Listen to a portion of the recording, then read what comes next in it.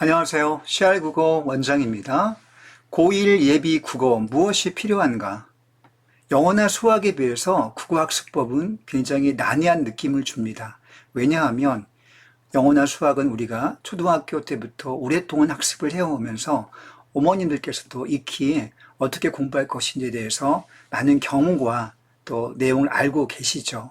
그러나 국어는 책을 많이 읽혀야 된다, 무슨 독후감을 많이 써봐야 된다, 논술을 해봐야 된다 등등등 이런 것들을 많이 거쳐오지만 국어라는 과목으로서의 학습법은 굉장히 혼란이 많습니다. 중등 국어는 되게 쉽기 때문에 별 걱정 없이 책을 많이 읽을 친구들은 충분히 점수를 받을 수가 있지만 고1 국어부터는 또 수능 국어부터는 좀 내용이 달라지죠. 그 달라지는 지점에 대한 정보가 정확하지 않고 대략 어렵다, 난해하다, 성적이 떨어진다 등등의 두려움의 어떤 떠는 이야기들만 들려오기 때문에 굉장히 걱정이 앞서는 것이 사실입니다. 자, 제가 20년 이상의 경험을 통해서 고1 예비 국어를 쭉 가르쳐 오면서 또 최근에 몇 년 사이에 변화하는 트렌드, 내신 출제 경향과 또 수능 국어 연관성을 염두에 두고 무엇이 필요한지에 대해서 간단하게 항목을 좀 뽑아서 정리해 봤습니다. 자, 한번 잘 참고하시고 여러분 자녀들의 국어학습에 대해서 도움을 받기를 바랍니다. 자, 시작을 해 보겠습니다. 우선 우리에게 주어진 시간은 약 4개월 정도입니다. 자, 중3 기말고사가 11월 정도에 보통은 치러지고 특목 자사를 준비하는 친구들은 12월 달에 전형이 있긴 하지만 대체로 시간이 12월부터 일반 학생들은 나게 되죠. 12월부터 그 이듬해 3월까지 약 4개월 기간 동안 고1 예비 국어를 집중할 수 있는 시간이 있겠습니다. 우선 내신 국어를 먼저 살펴보죠. 내신 국어가 수능보다는 고1 때 비중이 한 60% 정도로 높습니다. 왜냐하면 내신을 잘 못하는데 수능을 잘하는 학생이 간혹 있긴 하지만 내신과 수능이 연계가 되어 있고 아이들의 학습 동기나 또 자신감도 연관이 되기 때문에 내신이 그만큼 중요하다고 볼 수 있겠죠. 우선 내신이 일반적인 어떤 그 난이도는 크게 문제될 것이 없습니다만은 내신 국어에서 등급을 가르는 그런 세부 항목, 그런 영역, 분야가 있습니다. 자, 그건 바로 문법입니다. 첫 번째가 문법입니다. 자, 문법의 비중은 굉장히 큽니다. 실제로 1학기 중간 기말, 2학기 중간 기말에서 문법의 비중은 문항수로 치면 약 30% 안팎입니다. 그러니까 25문제가 출제된다고 치면 30%면 약 7문제가 되겠죠. 7, 8문항이 됩니다. 자, 그런데 문항수 25문항 중에서 7, 8문제의 산술적인 비중 이상으로 비중이 크게 느껴집니다. 왜냐하면 문법을 어려워하기 때문이죠. 따라서 체감 비중은 40% 이상, 50% 육박한다고 볼 수 있겠죠. 따라서 문법을 얼마큼 잘 정리해 두는가가 1학년 내신 국어 등급과 성적에서 굉장히 중요한 출발점이 되겠습니다. 자, 그 내용을 살펴보면요. 일단 의문의 변동이 1학기 중간에 보통 교과서에 껴 있습니다. 교과서가 국정교과서가 아니고 검정교과서로 바뀐 후부터 각 출판사별로 단원의 내용 순서는 좀 달라졌지만 대체로 1학기 중간 고사 때의 문법 단원은 의문의 변동이 대체로 많고요. 그 다음에 1학기 기말의 한글 맞춤법, 2학기 중간에 문법 요소. 자, 이거 문법 요소는요. 사동, 피동, 무핀법 이거와 연관된 그런 단원이 되겠습니다. 그리고 고전 문법은 2학기 중간인데 우리가 옛날에 많이 공부했던 훈민정음, 용비어천가 자 이런 텍스트를 가지고 중세 국어 시기의 문법과 어휘를 테스트하는 거죠. 자 이렇게 각 시험별로 기간별로 문법이 하나씩 끼어 있기 때문에 여기에서 개념이 복잡합니다. 개념이 복잡하고 문제가 복잡하고 해서 개념과 문제가 복잡하면 함정을 많이 집어넣을 수가 있죠. 그래서 많이 미끄러지는 경우가 있습니다. 따라서 문법을 잘 하기 위해서는 개념 선행이 필수가 되겠고요.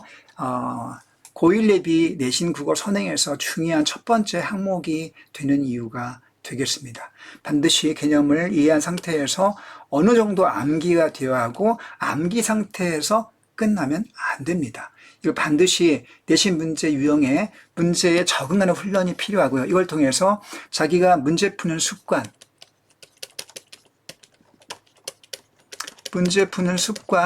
또 자기의 어떤 개선, 그 습관을 개선을 어떻게 해야 되는지 개선 방향까지 잡아놓는 게 필요하겠죠.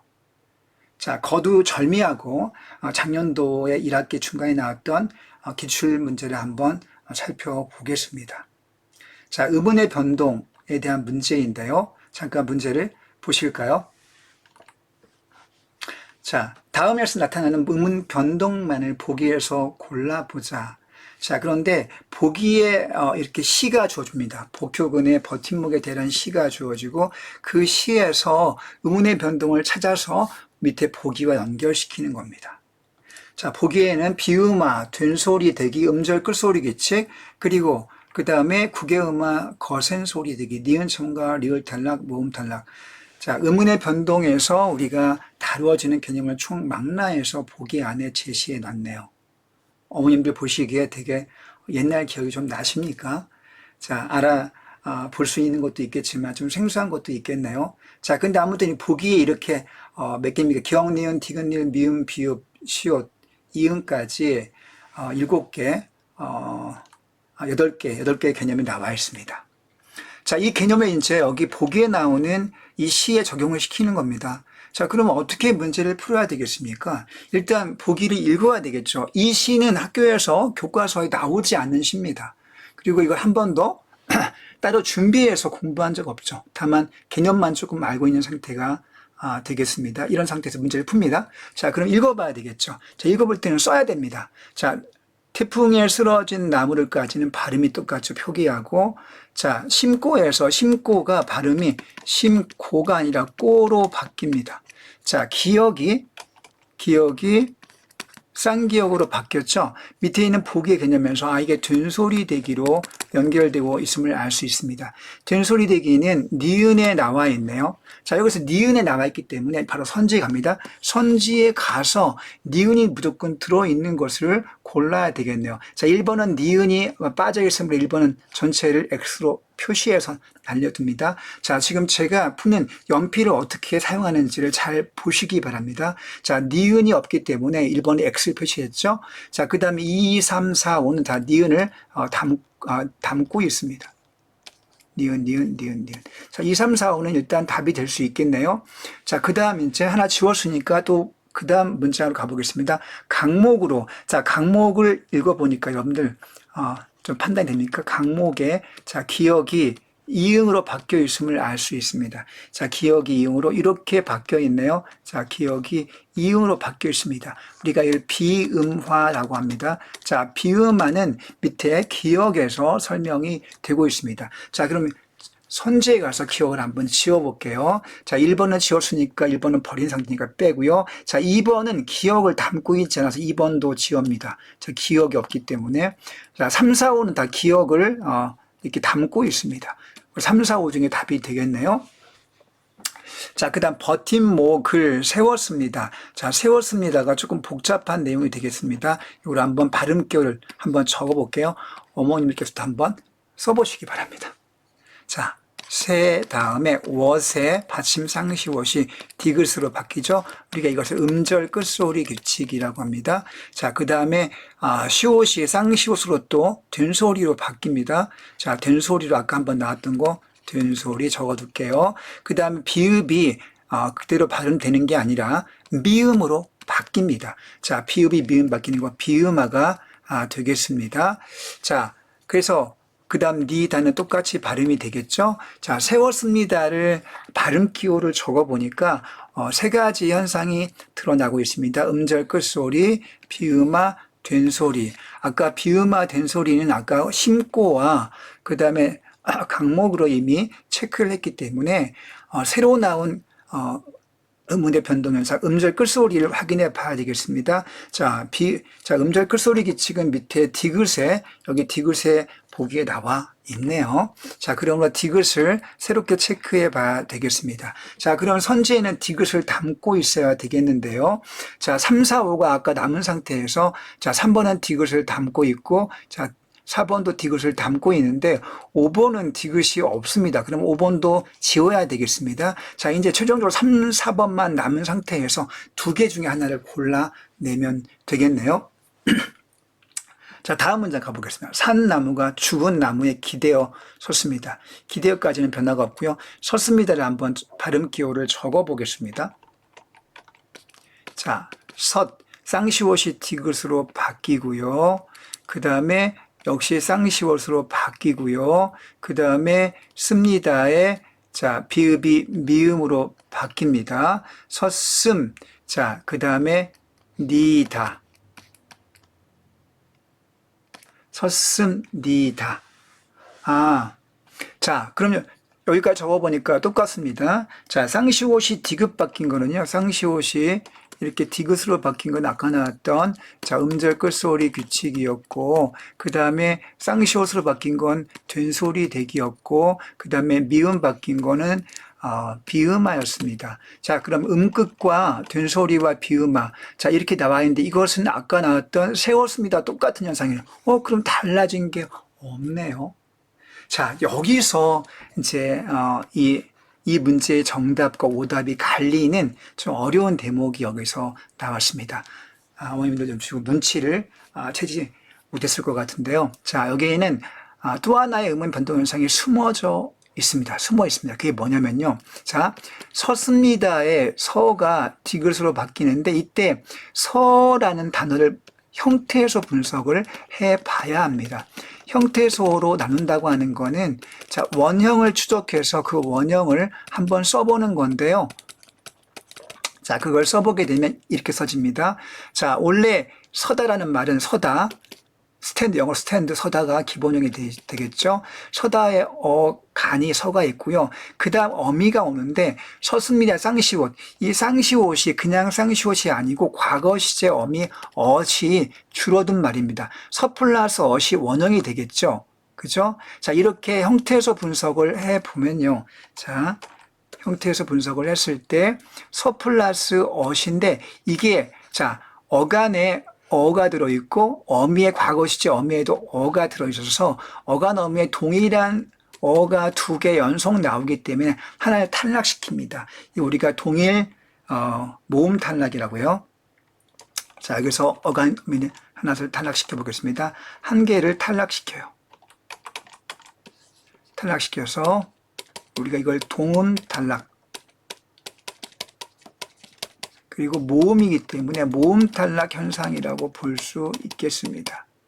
자, 이렇게 원형 추적에서 형태에서 분석하는 과정을 학생이 개념 공부를 할 때 정리가 되어 있지 않다면 이 문제는 놓치게 되겠죠. 그래서 여기에 도움 탈락, 모음 탈락이 들어 있어서 자, 섰습니다에는 다 다른 현상, 여기 이응의 모음 탈락이 들어 있다는 걸 확인을 할 수 있겠습니다. 따라서 이응이 포함되어 하기 때문에 3번과 4번을 여기서 비교해 보면 4번에는 이응이 들어 있고 3번에는 이응이 들어 있지 않기 때문에 3번을 지워야 되겠죠. 그래서 정답이 4번으로 결정이 됩니다. 4번이 정답이 되겠죠. 자, 근데 여기서 어머님들 좀 짐작하시겠지만 3번의 오답이 되게 많이 나온 거죠. 모음 탈락을 형태에서 분석을 적용하지 못해서 빠뜨린 학생들이 많았습니다. 그래서 이 3번의 오답이 엄청나게 많이 나왔고요. 맞은 학생들이 그렇게 많지는 못했습니다. 자, 여러분 이렇게 풀어보니까 어떻습니까?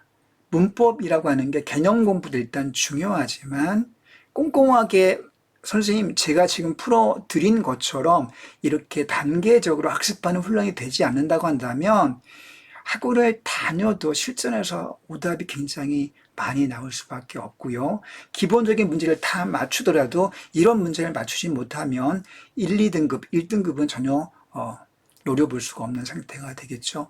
1등급을 목표로 한다면 어떻게 공부해야 할지 여기서 우리가 방향을 확실히 확인해 볼 수 있겠습니다. 자, 이런 문법 개념들을 정리하는 것이 고1 예비 단계의 중요한 내용이 되겠습니다. 자, 다음 내용 살펴보겠습니다. 자, 두 번째 우리가 살필 내용은 문학 개념입니다. 자, 여러분 우리가 중학교 1학년, 초등학교 고학년 때부터 은유, 비유 이런 것들을 배우고요. 은율 같은 것도 초등학교 고학년 때부터 배웁니다. 그러나 중등 때 그걸 자세히 한 번 더 배우게 되는데 고등학교에 와서 이거를 자세히 따로 배우지는 않습니다. 그게 이제 문제가 되겠죠. 중학교 때 이미 중1 때부터 중3 때까지 이미 중등에서 국어를 배울 때 국어 교과서의 개념이 문학 개념은 이미 다 제시가 됩니다. 끝납니다. 끝나요. 고등학교에서는 이 개념들을 조금 어려워진 텍스트, 복잡한 텍스트에 적용해서 심화하는 학습, 심화 적용 학습을 한다고 보면 되겠습니다. 고등에서는 새로운 개념을 배우는 게, 새로운 문학 개념을 배우는 것이 아니라 이거를 심화 적용해서 이해하는 그런 단계로 넘어간다, 이런 얘기죠. 자, 제가 여기 쓴 대로 문학 작품을 개념 틀로 분석합니다. 개념 틀로 분석해서 이해하는 문제의 비중이 아주 높아진다는 거죠. 그러니까 상위 등급의 진입 여부가 또한 여기에서 결정이 됩니다. 고난이도 문제의 주범이 바로 여기 문학 개념 문제에서 나옵니다. 예를 들면 추상의 구체와 그 다음에 객관적 상관물, 그 다음에 반어, 역설, 공감각, 복합감각, 자, 이런 용어들이 나오는데요. 자, 단어의 내용도 좀 어렵지만 이걸 적용했을 때 더 복잡하고 어려워집니다. 소설 같은 경우는 시점의 특징과 효과, 시점을 바꿔 쓰기 이런 것들이 좀 개념적으로 이해가 필요한 문제가 많이 출제가 되고요. 자, 그럼 이렇게 조금 어려워진 문학 개념들을 어떻게 우리가 준비할 것인지. 우선 첫 번째로는 중학교 때 대충 배우고 넘어왔기 때문에 개념을 논리적으로 깊이 이해하는 단계가 필요하고요. 깊이 이해한 상태에서 개념을 완전히 자기 거화하는, 숙지하는 단계가 필요합니다. 개념을 숙지한 상태에서는 그것을 안 배운 작품을 해석할 때 적용해서 내가 끄집어낼 수 있는 좀 숙련된 상태가 될 때까지 학습이 필요한 거죠. 자, 밑에 작년도, 그러니까 올해 보죠. 올해 2학기 중간에 나왔던 한번 문제를 살펴보겠습니다. 잘 주목해서 보세요. 백석의 그 유명한 백석의 남신의주 유동 박시봉방 일제강점기에 쓰여진 시고요. 자, 편지글 형식으로 화자가 고향을 떠나서 신우지라는 곳에 와서 고향을 그리워하며 또 자기를 성찰하면서 쓸쓸함을 느끼다가 그 쓸쓸함과 외로움을 또 시련을 극복하는 그런 다짐하는 그런 내용의 주제를 가진 시입니다. 자, 여기에서 화자가 외로움에 처해 있다가 또 눈을 맞고 있는, 즉 시련의 의미가 있겠죠. 시련 속에 서 있는 자기 상황을 돌아보면서 그 시련에 굴복하지 않고 거기에 맞서서 살아갈 것을 다짐하는데 그 다짐을 갈매나무라는 나무를 떠올리며 그 정서를 간접적으로 표현하고 있습니다. 자, 우리가 이런 그 화자의 정서, 화자의 그 주관적인 정서, 화자의 어떤 주관적인 정서를 객관적 사물을 통해서 간접적으로 드러내는 방식을 시에서는 많이 사용하는데요. 우리가 이것을 객관적 상관물이라고 합니다. 자, 여기 밑에 이제 보기에 나오는데요. 화자의 감정을 표현하기 위해 감정을 직접적으로 서술하기도 하고 간접적으로 서술하기도 하는데 가의 기억, 이 갈매나무에서는 후자 같은 즉 간접적인 방법으로 화자의 정서를 어떤 사물을 통해서 드러낸다. 자, 이게 바로 객관적 상관물이라고 합니다. 자, 보기에 나오는 개념은 객관적 상관물이에요. 자, T.S. 엘리엇의 어떤 문학 개념에서 나온 이론 용어입니다. Objective Relativis라고 해서 굉장히 유명한 같은 개념 틀인데요. 자, 이거를 지금 문제 출제를 했습니다. 문제는 아이들이 내신을 준비할 때, 이 남신우지 이 시를 정리를 다 이미 해놓고 있기 때문에 시 내용은 다 알고 있고, 객관적 상관문이 뭔지 다 알고 있습니다. 그 상태에서 문제가 어떻게 나오냐면요. 자, 이제 밑에 선질 가볼까요? 자, 이런 객관적 상관물이 들어있는 시를 1번부터 5번까지, 자, 이 시를 읽고 여기에서, 자, 그것이 사용된 시를 골라보라는 문제가 되죠. 자, 문제는 여기에서부터입니다. 자, 1번의 김영랑, 어머님들께서는 좀 익숙한 시가 될지는 모르겠지만 아이들이 익숙하지 않죠. 그 다음에 2번에 시조, 황진이의 시조. 자, 여기 보면 뭐 어려운 시조는 아닙니다만은 뭐 주야, 인걸, 자, 이런 단어가 나와서 또 뭐 이렇게 있을 쏘냐, 뭐 오는 도다 옛날 문체로 되어 있기 때문에 접근이 이렇게 막 쉽지는 않습니다. 그리고 자, 3번도 시조인데 지당, 양류, 이렇게 나오기 때문에, 물론 여기 지당이 연못이고 양류가 버드나무, 내가 여기 안개, 이렇게 어휘풀이가 나와 있습니다만은, 이게 조금 생소한 느낌이 있죠.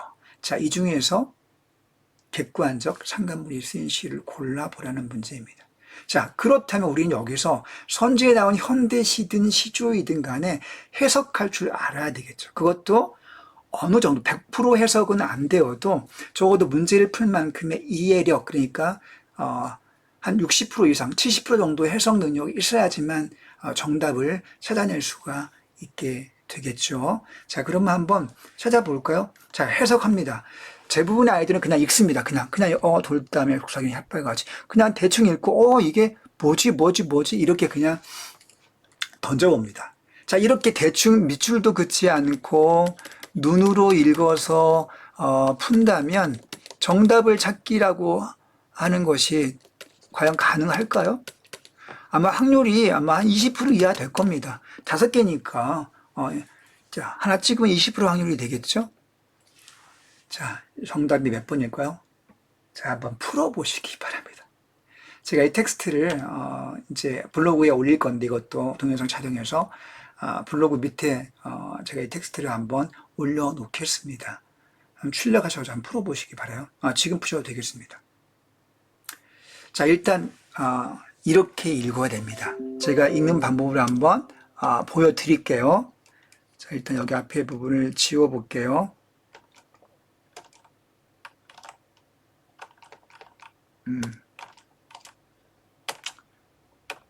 자, 지우는 거 전체를 한번 지워보고 다시 풀어보겠습니다.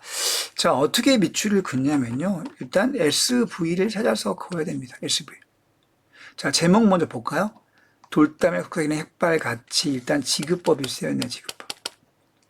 자, 핵발같이 무엇을? 샘물같이 속삭이는 햇발, 웃음 짓는 햇발, 어떤 긍정적인 밝고 긍정적인 에너지가 나오고 있네요.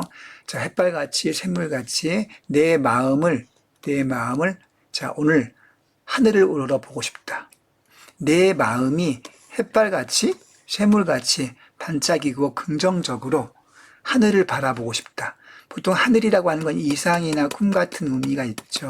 그러므로 1번 시를 읽어오면, 자, 내 마음이 중요한 포인트가 되겠네요. 이해해 본다면 내 마음을 뭐같이?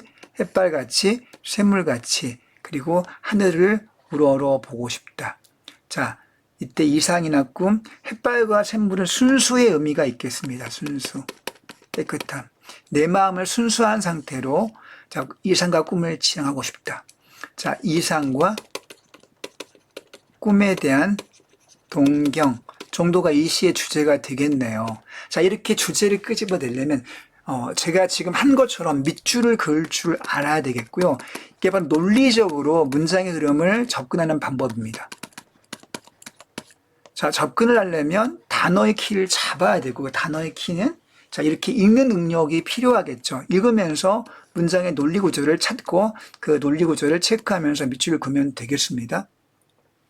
자, 여기서 햇발이나 샘물, 자, 이건 화자가 지금 직접 바라보고 있는 건 아니고요. 지금 화자가 상상하고 있는 거죠. 지규법으로 상상하고 있습니다. 자, 따라서 지규법을 쓰인 거여서 객관적 상관물은 아닙니다. 화자가 자기의 감정을 대상, 이때 객관적 상관물은요, 눈앞에 어떤 대상이나 사물이 있어야 됩니다. 눈앞에 보이는 실제하는 대상이나 사물 속에 화자의 감정을 집어 넣어야 되기 때문에, 자, 1번은 일단 직유법으로 우리가 이해할 수 있겠고요. 자, 2번도 자, 그런 식으로 해석을 하면 되겠는데요. 자, 지금 선생님이 시간이 없기 때문에 2번을 빼고요. 2번을 빼고 정답인 3번으로 가서 일단 설명을 해 보겠습니다. 정답은 3번이었습니다. 자, 3번이 왜 답이 되는지 자, 설명을 잘 들어보시기 바라고 우리 아이에게 어떤 것이 필요할지 한번 생각해 보시기 바랍니다. 일단 지당, 자, 연못이라고 해석이 나와 있습니다. 자, 연못에 비가 옵니다. 연못이 있고 거기에 비가 오는 거죠. 자, 못합니다. 비 뿌리고. 자, 그 다음에 양류, 버드나무 가지에 안개가 쫙 껴 있습니다. 자, 이 시조의 초장은 어떤 연못에 안개가 끼고 옆에 이렇게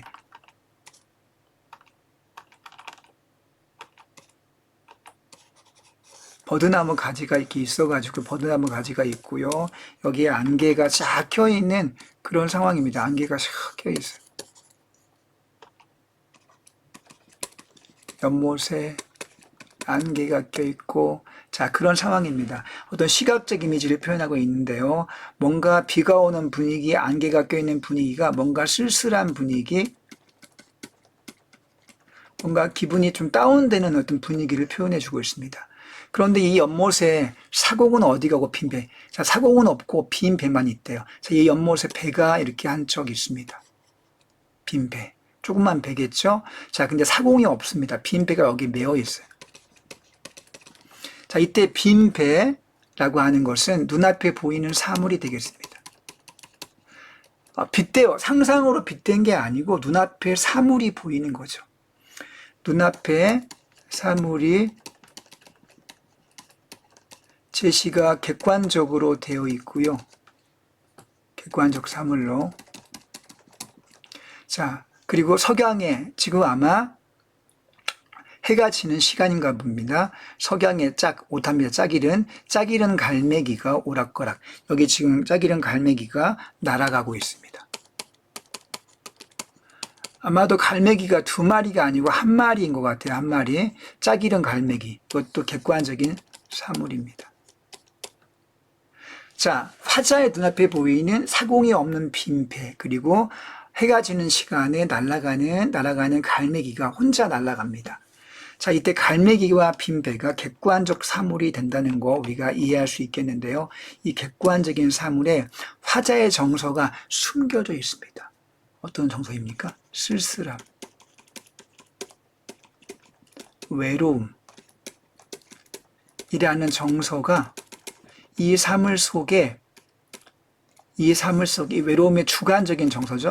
이 주관적인 정서가 눈앞에 보이는 객관적 사물 속에 숨겨져 있죠.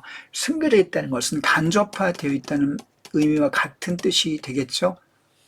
따라서 이 빈배와 갈매기가 이 3번 시조 화자의 외로움의 주관적인 정서를 간접적으로 드러내는 객관적 상관물로 쓰이게 된 것을 알 수 있겠습니다. 자, 이 문제를 맞춘 친구들이요, 역시 정답률이 20% 이하입니다. 자, 이런 문제를 뭐 찍어서 맞출 수도 있겠지만 그게 어떤 의미가 있겠습니까? 자, 이거를 알려면요, 우리가 일단 개념적인 정리 굉장히 중요하죠. 객관적 상관물의 개념에서 화자의 정서를 자, 눈앞에 있는 사물, 눈앞에 객관적으로 있어야 됩니다. 그러니까 비유나 은유나 지규로 상상을 통해서 동원된 사물이 아니라 눈앞에 실제하는 사물이어야 되고 그 사물 속에 외로움의 정서가 숨겨져 있어야 한다. 정서가 숨겨져 있어야 한다. 자, 이것이 객관적 상관물을 접근하는 중요한 개념의 틀이 되겠습니다. 자, 이렇게 정리가 된 상태에서요, 이제 해석 연습을 해야 되겠죠. 그리고 이와 같은 문제풀이를 통해서 능력치를 조금씩 쌓아가면 되겠습니다. 자, 1학년 때 이렇게 원리 학습이 충분히 되어 있다고 한다면, 자, 1학년을 충분히 잘 넘어갈 수 있을 뿐만 아니라 2학년 1학기 때 국어 과목이 문학으로 바뀌는데요. 문학에서도 여전히 우리가 중요한, 그치? 이 난이도 문제를 넘어갈 수 있겠죠. 맞춰낼 수 있겠습니다. 자, 이렇게 해서 문학 개념이 얼만큼 중요한지, 또 어떻게 준비가 필요한지를 살펴보았습니다. 자, 그 다음 넘어가 볼까요? 자, 이제 세 번째 우리가 정리할 내용으로, 첫 번째는 아까 뭐였습니까? 첫 번째는 문법 개념이었고요. 두 번째는 문학 개념이었습니다.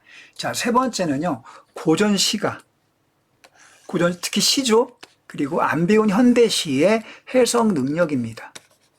물론 많은 작품은 우리가 정리해서 기억으로 집어넣으면 좋겠지만 그렇게는 한계가 있죠. 학습하기에 시간의 한계도 있고, 또 학원을 다니는 것도 영어나 수학도 같이 공부해야 되기 때문에 영어 단어 외우듯이 공부하기에는 좀 한계가 있습니다. 국어는 일주일에 보통 한 번만 가니까요. 자, 아무튼 내신에서 선지에서 그 선지에 아까 우리가 살펴본 것처럼 안 배운 시조나 안 배운 현대시가 출제가 되기 때문에 그것을 안 배운 상태에서 어느 정도 해석할 수 있는 능력이 필요한 거죠. 따라서 이런 영역 역시 상위 등급의 진입 여부가 결정이 되고요. 고난이도의 주범이 되겠습니다. 자, 여기에 대한 대안이 있습니다. 없는 것은 아니에요. 자, 시조 해석을 연습하면 되겠고요. 또 몇 개의 필수 시조는 공부해서 기억해 두는 것도 방법이 되겠습니다. 그리고 안 배운 현대시를 즉석에서 해석할 수 있는 연습이, 그 원리 훈련이 필요하겠습니다. 자, 기출 예시를 한번 볼게요. 바로 이제 지난 10월 달에 있었던 2학기 중간고사의 문제가 되겠습니다. 자, 고전 시가가 출제가 됐습니다. 동동이라는 작품이, 자, 이건 교과서에 실려있지 않던 건데 그 학교에, 자, 외부 지문 프린트로 공부를 하긴 했습니다. 학교에서는 대충 가르치는 거 오늘 다 아시죠? 자, 대충 배운 걸 가지고, 물론 학원에서 정리를 잘 해줍니다. 자, 동동, 우리가 익숙한 작품이 되겠는데요. 여기서 문제가 이렇게 나왔습니다. A와 유사한 역할과 의미가 드러나는 시어가 사용된 것을 모두 골라. 그러니까 모두니까, 자, 한 개는 아니고요. 뭐 2개, 3개, 4개, 5개 다 될 수도 있겠죠. 자, 아무튼 해석을 못하면 말짱 도로 무기 되겠습니다. 그럼 A의 역할과 의미가 무엇인지를 정리해 봐야 되겠네요. 자, A를 가서 보면요. 자, 5월 5일 단오날이 되겠네요. 단오날에, 자, 수리가 단오입니다. 단오날에 먹는 아침약. 요즘 우리가 단오날을 세시풍속으로 시키지 않고 있습니다만은 옛날에는 중요한 풍속이 있었죠. 아침에 약을 먹습니다. 자, 그때 1년 내내 이제 건강하게, 또 탈 없이, 병 없이 잘 지내기 위해서 약을 먹는 풍습이 있었는데요. 그 약을 지문에, 자, 지문은 천년, 천년을 장존 오래 사실 약이라 바칩니다. 약을 바칩니다. 누구에게 바치겠습니까? 자, 사랑하는 님에게 바칩니다. 앞뒤 문맥을 통해서 우리가 알 수 있는데요. 자, 사랑하는 님에게 약을 바칩니다. 자, 그럼 이때 이렇게 해석을 했을 때 지금 아이들은 준비가 되어 있는 상태이죠. 이 약의 역할은 뭐냐면 님에 대한 사랑의 매개체가 되겠습니다. 사랑의 선물, 사랑의 매개체, 화자의 정성과 사랑을 담고 있는 그런 매개물, 사물이 되겠습니다. 자, 우리가 줄여서 그냥 사랑의 매개체라고 불러요. 자, 사랑의 매개체가 쓰인 시를 이제 밑에 가서 골라봐야 되겠죠. 자, 그럼 여기서 적어 놓을게요. 아, 사랑의 매개체를 골라보라는 문제로구나. 자, 그럼 한번 찾아보겠습니다. 1번 시를 볼까요? 1번 시는 실수입니다. 자, 홍랑이라는 기생이 지은 시조인데요. 자, 산에 있는 버들나무 가지를 꺾어서 보낸다. 님의 손대. 자, 님의 손해란 뜻입니다. 님의 손해. 자, 버드나무 가지를 보낸대죠. 보낸다고 하는 게 중요하네. 그렇다면 우리는 여기서 맷버드를 님한테 보내니까 이 맷버들이 님에 대한 사랑의 매개체가 될 수 있겠구나. 자, 1번은 아주 쉽게 답이 떠오릅니다. 자, 자신은 창밖에 심어두고 보소서. 해석이 어렵지도 않네요. 밤비에 새 잎이 나거든 나인가, 버드나무를 나인가 여겨달라고 이렇게 소원을 빌고 있습니다. 소망하고 있습니다. 1번은 사랑의 매개체, 일단 답이 될 수 있겠습니다. 자, 학점 1번 하나 나왔네요. 자, 이렇게 해석을 쭉 하면 되는데요. 자, 시간상 해석을 다 생략을 하고 정답인 5번만 보겠습니다. 자, 5번이 정답입니다. 자, 정철의 유명한 관동배곡을 지은 정철이죠. 내 마음 베어내서 저 달, 내 마음을 베어내서 달을 만든대요. 그럼 달 속에 화자의 마음을 담았네요. 자, 군만리 장천, 높은 하늘에 반드시 걸려 있어서 고님, 이때 임금을 상징하겠습니다만, 아무튼 임금도 사랑의 대상이기 때문에 임금 계신 곳에 가서 비추어나 보리라. 자, 달 속의 화자의 사랑의 마음을 담았기 때문에 사랑의 매개체가 되겠네요. 자, 이렇게, 1번과 5번. 이 문제는 문제가 아주 어렵진 않았습니다만은, 그래도 일부, 해석을 좀 어려운 학생들은, 틀린 학생이 있었겠죠. 1번과 5번이 정답으로 이렇게 나왔습니다. 1번, 5번. 자, 시조에 대한 해석이 준비가 되어 있지 않다면, 여기는 쉬운 시조가 나왔습니다만은, 여기 4번 시조 해석이 어렵죠? 3번도 해석이 어렵습니다. 그죠? 자, 2번도 단장, 춤심, 자규성 해석이 어렵습니다. 아이들이 문제를 풀 때 3, 4, 5번도 2, 3, 4번도 해석을 해봐야 되기 때문에 여기서 멘탈이 털리고 5번쯤 가기 전에 이미 넋이 나간 상태에서 5번쯤 갔을 때에는 넋을 잃고 문제를 놓치는 경우도 충분히 예상이 됩니다. 따라서 이런 고전시 해석 공부가 우리에게 얼마나 중요한지 이 문제를 통해서 우리가 확인해 볼 수 있었습니다. 자, 고전시가 안 배운 현대시 해석 공부 반드시 필요하겠습니다. 자, 다음으로 넘어가 보겠습니다. 현대시. 현대시도요, 여러분들 이제 제가 고전시만 봤기 때문에 이렇게 나옵니다. 다음, 천양이의 그 사람 손을 보면 시가 나와 있고요. 그 시에서 문제가 이렇게 나오네요. 자, 가에 드러난 발상 및 표현. 한마디로 가의 표현법입니다. 가의 표현법. 보이지 않는데 빛이 난다? 보이지 않는 것을 본다는 뜻이네요. 어머님들 좀 떠오르세요? 무슨 표현법일까요? 맞춰보세요. 네, 역설법입니다. 물론 아이들은 천양의 이 시를 충분히 공부한 상태에서, 준비한 상태에서 이 시험을 보기 때문에 아이들, 금방, A는 가는 역설법이야. 금방 여기까지는 접근이 쉽게 되겠습니다. 근데 문제는, 선지에서 1번부터 5번까지 안 배운 시. 안 배운 시를 읽고 역설법을 끄집어둬야 된다는 거예요. 이 문제는 오답이 되게 많이 나왔습니다. 그래서 우리가 역설의 개념을 정확하게 이해하고 있지 못하면 개념을 정확하게 숙지하고 있어야 되고, 그 다음에 시 해석을 할 줄 알아야 되고, 해석을 통해서 역설이 사용된 것을 끄집어내야 되겠죠. 적용을 해야 되겠죠. 그래서 개념 숙지, 해석할 줄 알아야 되고 적용할 줄 알아야 됩니다. 이런 단계를 거쳐가기 때문에 오답이 되게 많이 나온 문제였고요. 몇 번이 답일까요? 어머님들 한번 잠깐 이 문제를 풀어보시겠어요? 김춘수의 유명한 1번의 꽃이 나왔네요. 꽃. 내가 그 이름을 불러주기 전에는 그날은 다 하나의 몸짓에 지나지 않았다. 꽃이라는 대상에게 이름을 불러준, 이름은 어떤 의미를 부여하는 행위죠. 의미 부여. 내가 그에게 이름을 부여하기 전에는 하나의 몸짓에 지나지 않았다. 몸짓은 의미가 부여되지 않은 상태를 가리킵니다. 꽃이라는 단어, 그리고 이름과 몸짓이라는 단어가 상징적인 수법으로 쓰였네요. 자, 상징법입니다. 1번은. 역설은 아니네요. 역설의 개념이 어머님들 기억이 나실지 모르겠는데 서로 논리적 모순된 표현. 자, 논리적으로 모순된 표현을 통해서 깊은 진리나 진실을 드러내는 표현 방법입니다. 자, 그러니까 역설법은요, 일단 논리적 모순이라는 중요한 흔적이 있어야 되겠죠. 자, 이것이 역설법의 중요한 단서가 되겠습니다. 자, 1번은 상징법으로서 역설이 사용되지 않았고요. 자, 2번 고래를 위하여.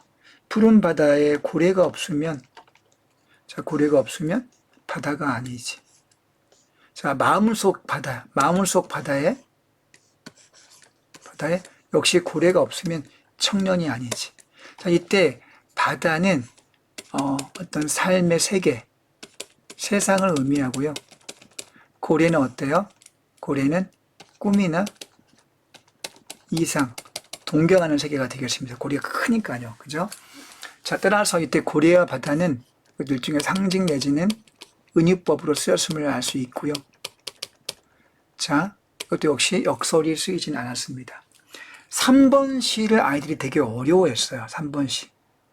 자, 사령이라고 하는 건 죽을 사자에 넉 영자에서 죽은 영혼이라는 뜻이고요. 일단 제목을 해석할 수 있어야 되겠습니다. 제목을 모르면 한 번 더 본문을 읽으면서 해석을 해봐야 되겠죠. 자, 그대가 누군지는 몰라요.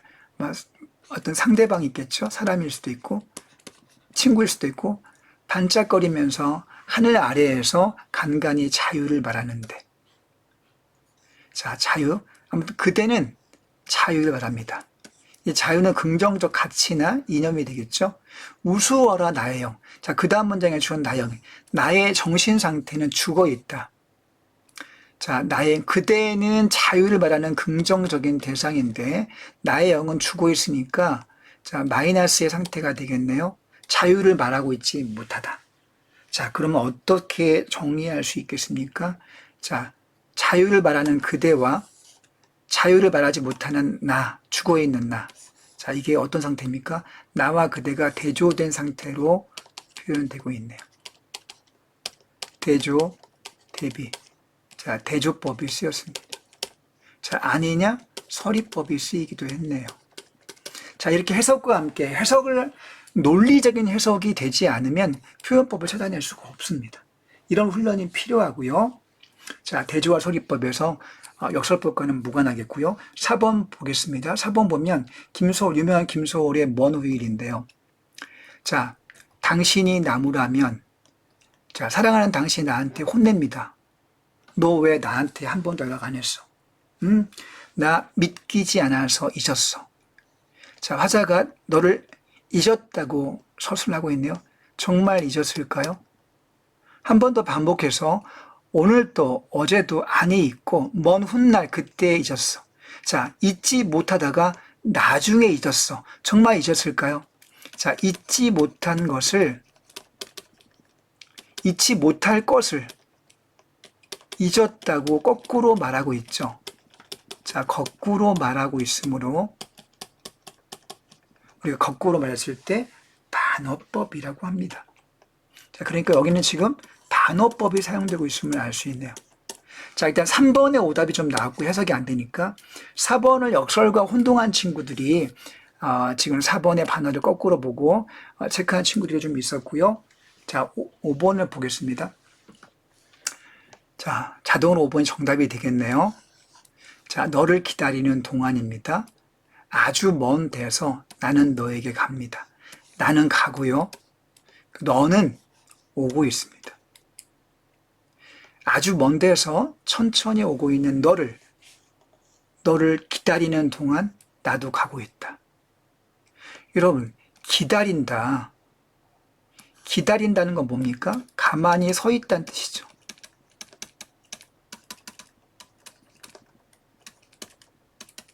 기다린다고 하는 건 서 있는 상태를 의미하는데 사실 그게 서 있는데 논리적으로는 서 있는 상태를 의미하죠. 그 뒷문장을 보니까 가고 있다고 하고 있습니다. 네가 지금 어떤 장소에서 한번 상상해 보겠습니다. 내가 카페에서 사랑하는 영인을 기다리고 있습니다. 근데 아직 안 오고 있어요. 너무 막 보고 싶습니다. 간절합니다.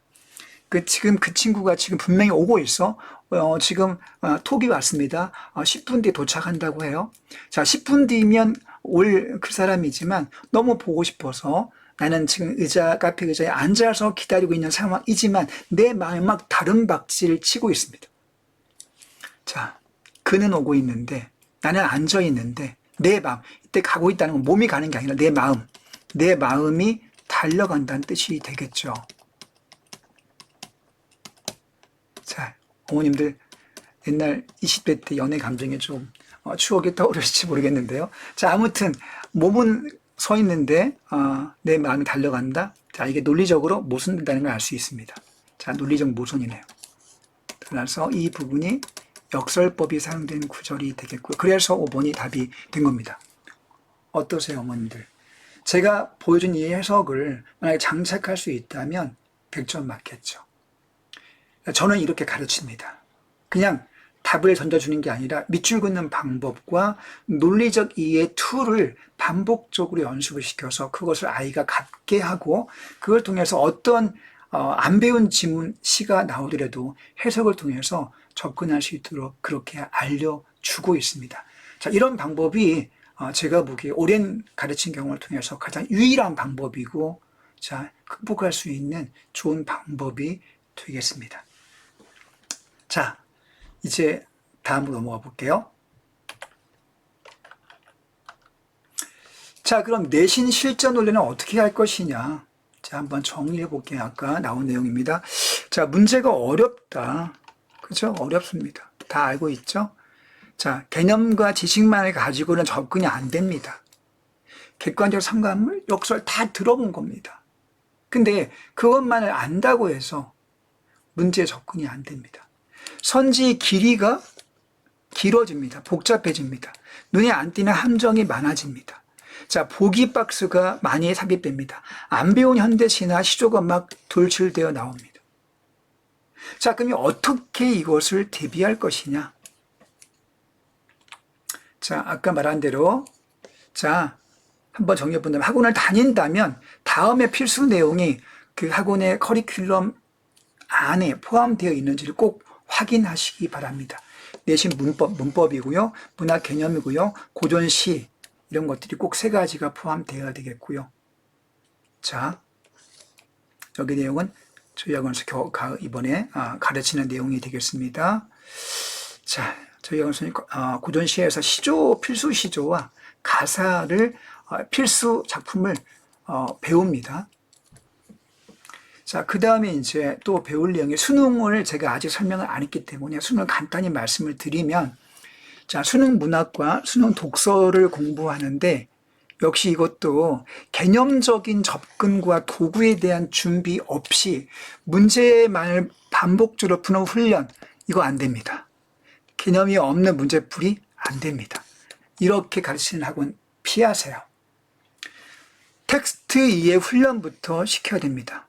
텍스트를 어떻게 이해할 것인지, 자, 밑줄 긋기부터 공부해야 합니다. 자, 이런 것들을 가르치는 학원, 또 문학만 가르치고 문법만 가르치고 독서를 안 가르치는 학원, 여러분 그 학원도 고등 국어를 제대로 가르치는 학원이 아닙니다.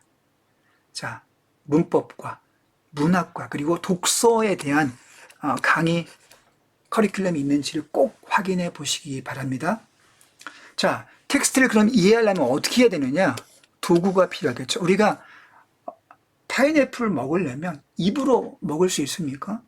파인애플처럼 크고 단단하고 이 껍질이 단단한, 그리고 심지어는 이렇게 가시가 돋쳐 있는 그런 어려운 어떤 과일을 먹을 때에는 도구가 필요하죠. 도구가 없이 어떻게 그것을 먹을 수 있습니까? 텍스트 이해하려면 도구가 필요합니다. 자, 어떤 도구가 필요합니까? 밑줄 긋기, 그 다음에 자기 이문 해석 훈련, 일관된 적용, 이것들이 있어야 되고요. 자, 밑줄 긋는 방식이 단순하지 않습니다. 그냥 잘 그어, 동그라미 쳐, 세모 쳐, X 쳐, 이렇게 그냥 틀만 알려줘서는 안 됩니다. 왜 밑줄을 긋고 어디에 긋고 어디에는 동그라미 어디에는 X 어디에는 세모 왜 그런 기호를 사용해서 그어야 되는지를 아이들이 이해할 수 있어야 됩니다. 자, 먼저 이제 발문을 발문은 이제 문제죠. 문제. 질문을 던지는 문장을 발문이라고 합니다. 퀘스천 센텐스라고 보면 되겠고요. 그 다음에 밑에 보기 박스가 있습니다. 또 선지가 있습니다. 자, 이런 것들을요, 밑줄을 긋고 단위를 자르고 OX 표시하고 이런 일관된 훈련이 필요하겠습니다.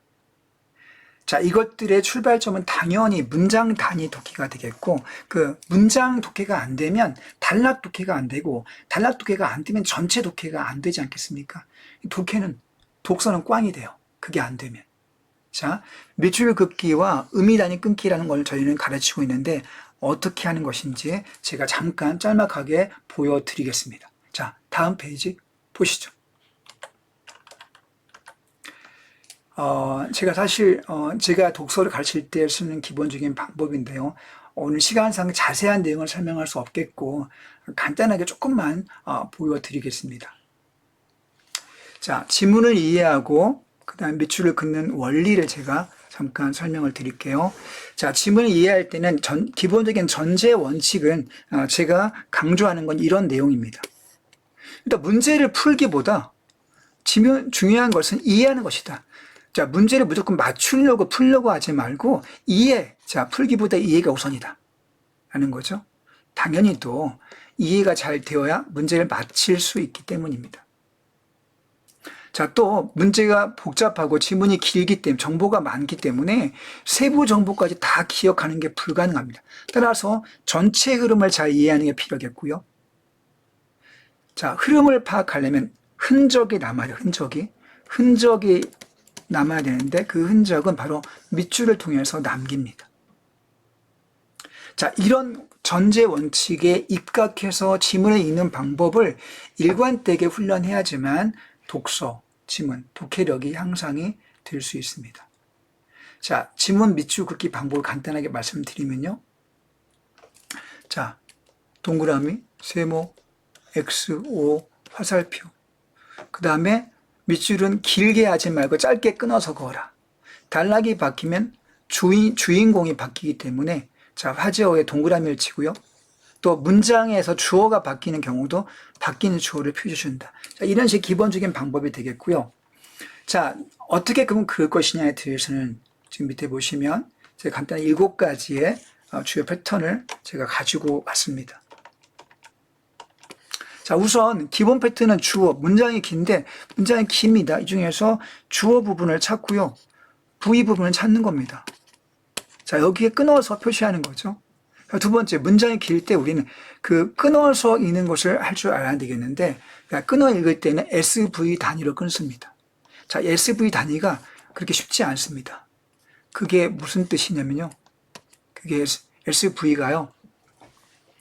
무조건 무엇은이 주어고 뭐뭐이다가 서술어 이것이 아닙니다. 이따 보면 아시겠습니다만. 자, 그 다음에 부정문. 자, 이것은 볼펜이 아니다 라고 했을 때 자, 볼펜이 아니고 이거는 뭡니까? 자, 이거는 이제 디지털 펜이 되겠죠? 자, 이런 식으로 자, 부정문의 경우에는 A란 단어의 X를 표시하는 방법이 있습니다. 좀 나의 법비 이것은 볼펜이 아니라 디지털 펜이다. 자, 볼펜은 아니고 X, 디지털 펜이다 O 이렇게 표시하는 거죠. 대립개념.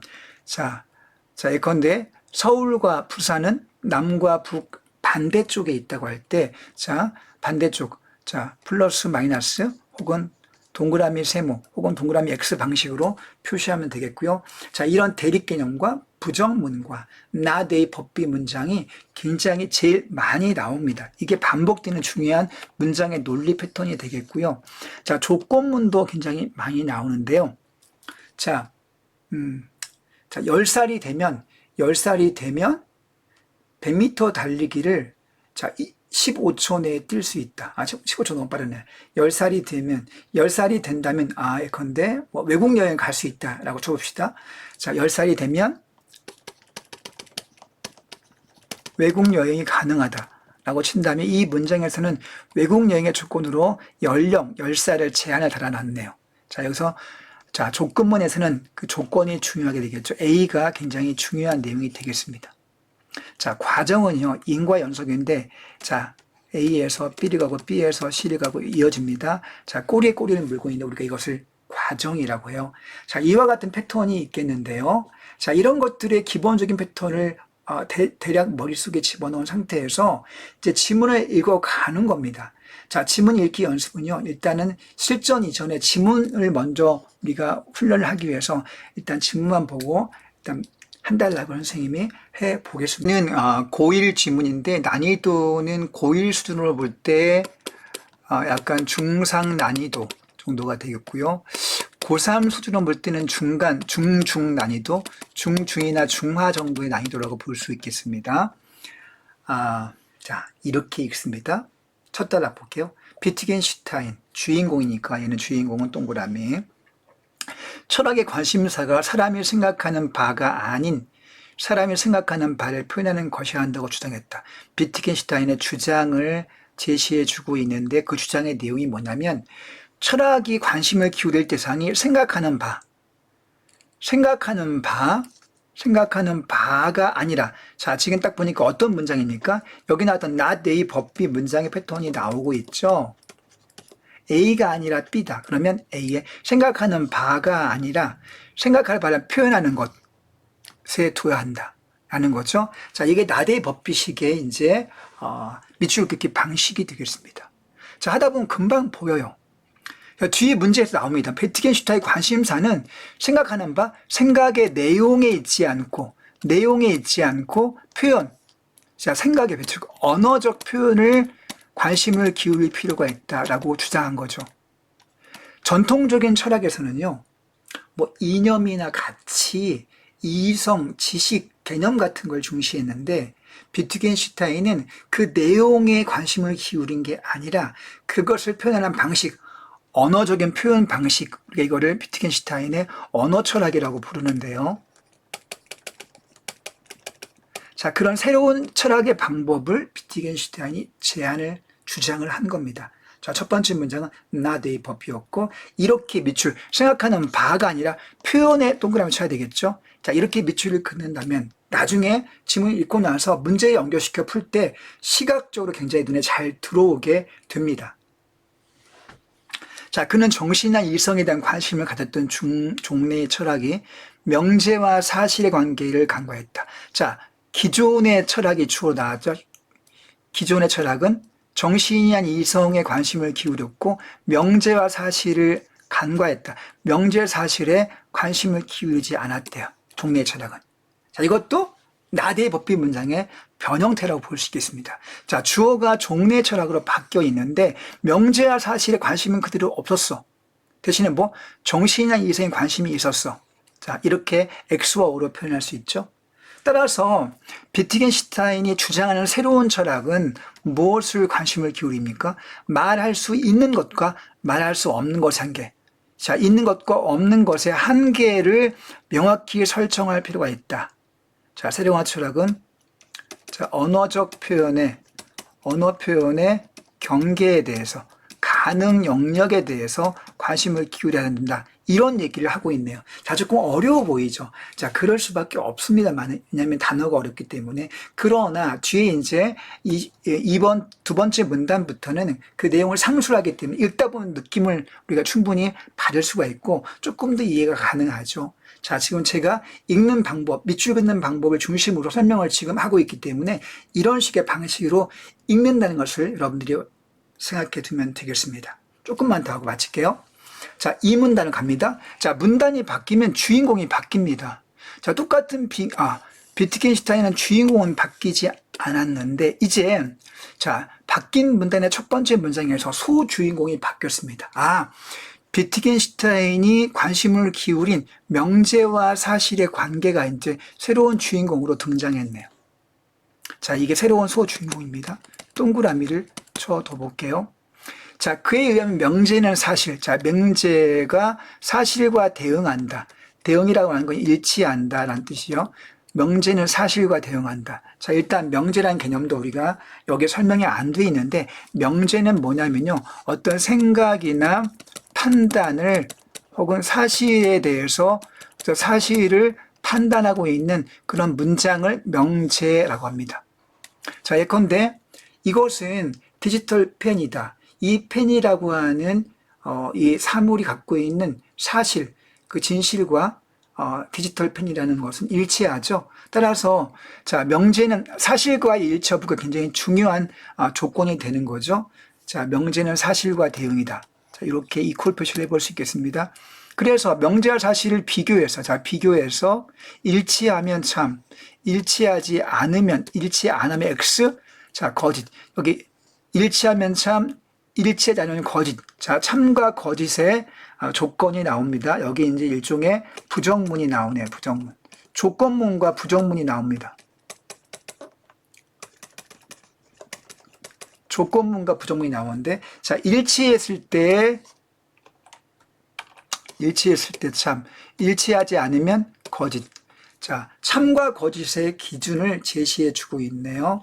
자, 그 다음 문장, 이를테면, 자, 예시를 들고 있습니다. 예시가 나올 때는요, 자, 접속 부사에 세모를 칩니다. 아, 예를 들고 있구나. 지구는 태양 주위를 돌고 있다는 명제는 지구가 태양 주위를 돌고 있다는 실제 경험의 사실과 비교할 때. 자, 이 명제를 사실과 비교해서 일치하기 때문에 참입니다. 자, 예를 들어주군요. 쉽게 이해가 되고 있습니다.